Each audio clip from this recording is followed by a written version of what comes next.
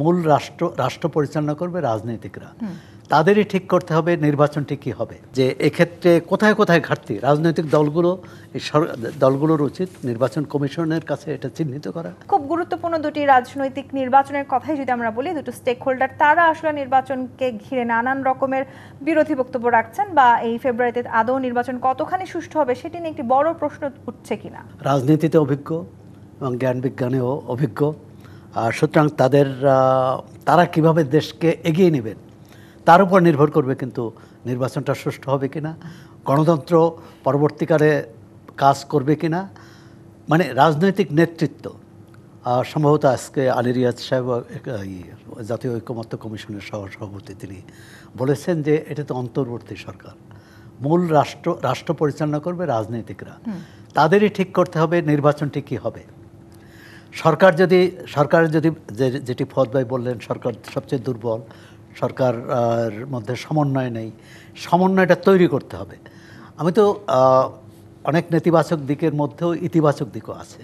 এই যে জাতীয় ঐকমত্য কমিশন যে 2 মাস 2.5 মাস ধরে আলোচনা করছে, এবং অনেক সময় অনেক দিন মনে হয়েছে যে বোধহয় আলোচনা আর এগোবে না, আলোচনা ভেঙে গেল। বিএনপি বা বাম দল অনেকে কিন্তু করেছেন, ওয়াকআউটও করেছেন সাময়িক। আবার কোনো দল অভিমানে জানও নেয়, মানে এরকম ঘটনাও ঘটছে। তারপরও কিন্তু আলোচনাটা এগিয়েছে, এবং আমি মনে করি নির্বাচনের তারিখ মানে এই যে রোজার আগে নির্বাচন হবে, এবং এই নির্দেশনার পর রাজনৈতিক দলগুলোর মধ্যে একটা তাগিদ থাকবে, আমাদের একটা সমঝোতায় পৌঁছতে হবে।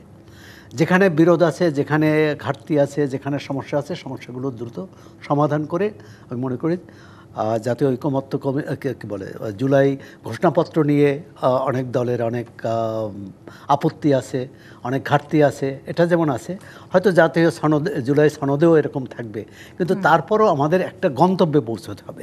গন্তব্য হচ্ছে কি গণতন্ত্র। তো গণতন্ত্রের অন্যতম সিঁড়ি হচ্ছে নির্বাচন। সেই নির্বাচনটা যদি আমরা ভালোভাবে না করতে পারি, তাহলে কিন্তু গণতন্ত্রের যে প্রত্যাশা, জুলাই অভ্যুত্থানে এতগুলো মানুষ জীবন দিল, তার যে আত্মদান, সেটা কিন্তু বৃথা হবে। আমি মনে করি যে এক্ষেত্রে কোথায় কোথায় ঘাটতি রাজনৈতিক দলগুলোর উচিত নির্বাচন কমিশনের কাছে এটা চিহ্নিত করা, এটি জানানো। নির্বাচন কমিশনের উপর আসলে পুরো নির্বাচন ব্যবস্থাটা নির্ভর করছে। সেই নির্বাচন কমিশন নিয়েও তো অনেক রকমের সমালোচনা আছে।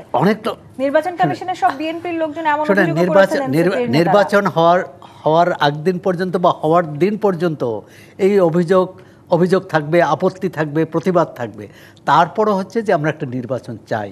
আমি যদি বলি যে নির্বাচন কমিশন আইনশৃঙ্খলা রক্ষাকারী বাহিনী বা পুলিশ, আইনশৃঙ্খলা রক্ষা বাহিনী বা প্রশাসন, এদের যার যার ভূমিকা আছে, কিন্তু রাজনৈতিক দলের ভূমিকা কি হবে, প্রার্থীর ভূমিকা কি হবে, ওই দলের নেতাকর্মীদের ভূমিকা কি হবে। তাদের তো একমাত্র ভূমিকা যে তার পক্ষে জনসমর্থন নিয়ে আসা। তো অন্যের পক্ষে যে জনসমর্থন আছে, বা অন্য পক্ষ বা প্রতিদ্বন্দ্বী প্রার্থীও যাতে সেটা